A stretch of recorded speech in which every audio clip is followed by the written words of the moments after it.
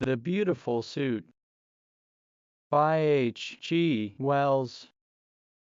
There was once a little man, whose mother made him a beautiful suit of clothes. It was green and gold, and woven so that I cannot describe how delicate and fine it was, and there was a tie of orange fluffiness that tied up under his chin, and the buttons in their newness shone like stars. He was proud and pleased by his suit beyond measure, and stood before the long looking-glass when first he put it on, so astonished and delighted with it that he could hardly turn himself away. He wanted to wear it everywhere, and show it to all sorts of people. He thought over all the places he had ever visited, and all the scenes he had ever heard described, and tried to imagine what the feel of it would be if he were to go now to those scenes and places wearing a shining suit. And he wanted to go out forthwith into the long grass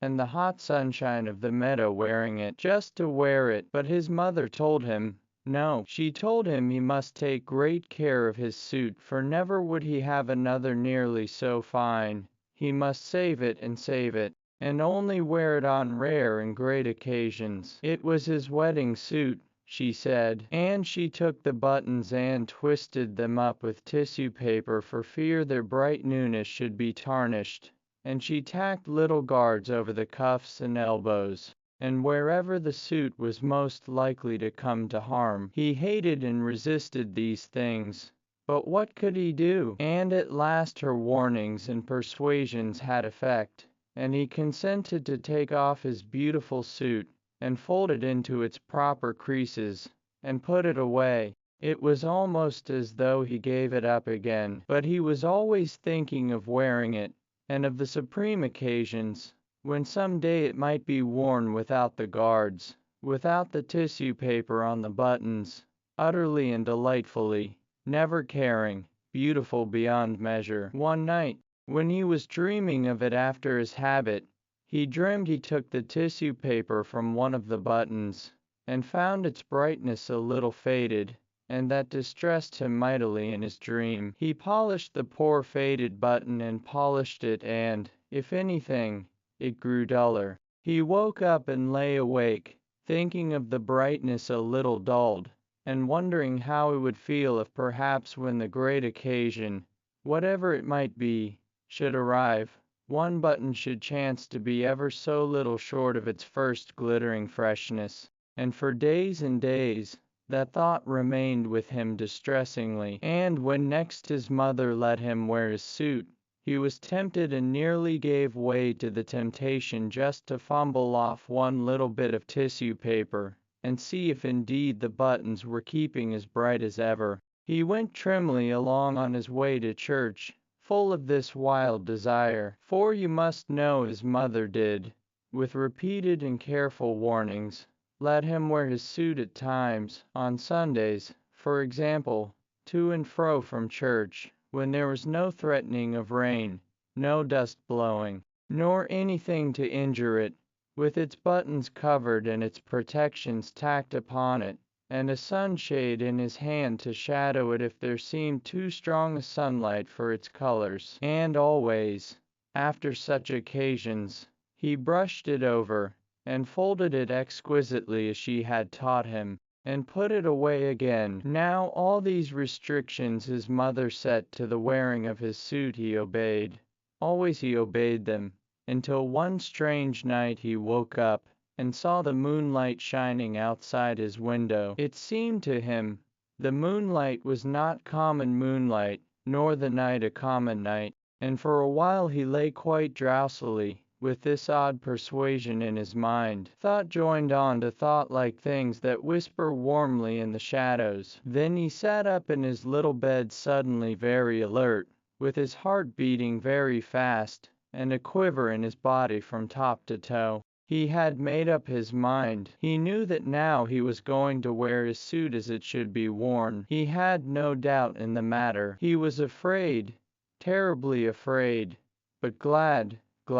He got out of his bed, and stood for a moment by the window looking at the moonshine-flooded garden, and trembling at the thing he meant to do. The air was full of a minute clamor of crickets and murmurings, of the infinitesimal shoutings of little living things. He went very gently across the creaking boards for fear that he might wake the sleeping house, to the big dark clothes press, wherein his beautiful suit lay folded, and he took it out garment by garment, and softly and very eagerly tore off its tissue paper covering, and its tacked protections until there it was, perfect and delightful as he had seen it when first his mother had given it to him, a long time it seemed ago. Not a button had tarnished, not a thread had faded on this dear suit of his.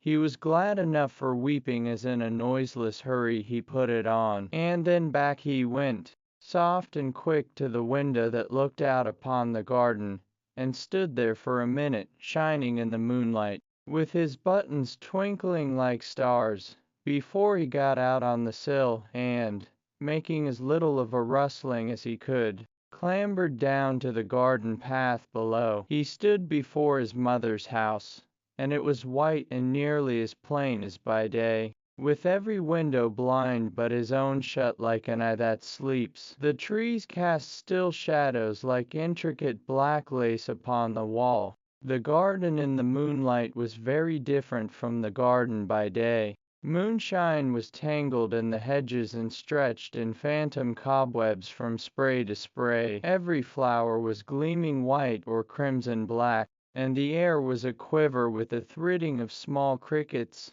and nightingales singing unseen in the depths of the trees.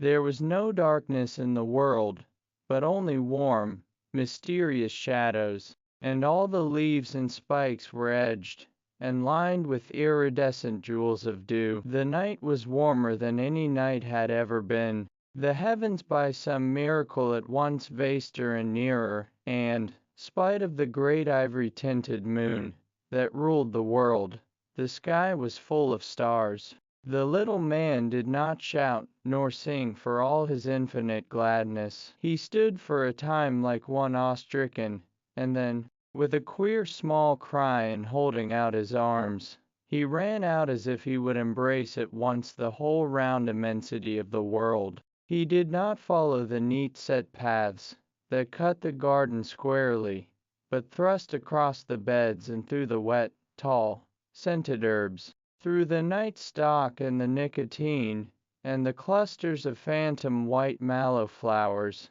and through the thickets of southernwood and lavender, and knee-deep across a wide space of mignonette. He came to the great hedge, and he thrust his way through it, and though the thorns of the brambles scored him deeply, and tore threads from his wonderful suit, and though burrs and goose-grass and havers caught and clung to him, he did not care. He did not care, for he knew it was all part of the wearing for which he had longed. "I am glad I put on my suit," he said.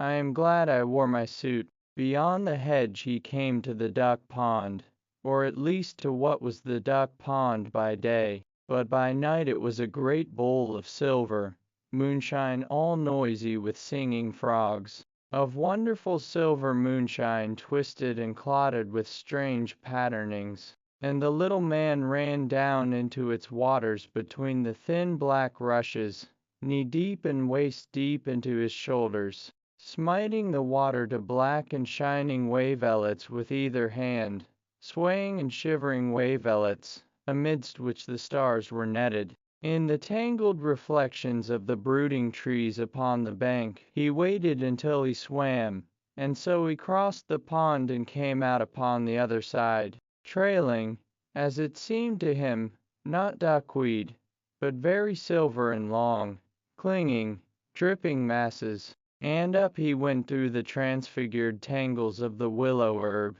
and the uncut seeding grasses of the farther bank. He came glad and breathless into the high road. "I am glad," he said, "beyond measure, that I had clothes that fitted this occasion." The high road ran straight as an arrow flies, straight into the deep blue pit of sky beneath the moon, a white and shining road between the singing nightingales, and along it he went, running now and leaping, and now walking, and rejoicing in the clothes his mother had made for him, with tireless, loving hands. The road was deep in dust, but that for him was only soft whiteness. And as he went a great dim moth came fluttering round his wet and shimmering and hastening figure. At first he did not heed the moth, and then he waved his hands at it, and made a sort of dance with it, as it circled round his head. "Soft moth," he cried, "dear moth, and wonderful night of the world. Do you think my clothes are beautiful, dear moth? As beautiful as your scales, and all this silver vesture of the earth and sky?" And the moth circled closer and closer until at last its velvet wings just brushed his lips. And next morning they found him dead, with his neck broken, in the bottom of the stone pit, with his beautiful clothes a little bloody, and foul and stained with the duckweed from the pond. But his face was a face of such happiness that, had you seen it, you would have understood indeed how that he had died happy, never knowing that cool and streaming silver for the duckweed in the pond. End. Subscribe to my channel to receive notifications of new audiobooks. If you like the material, you can give it a thumbs up.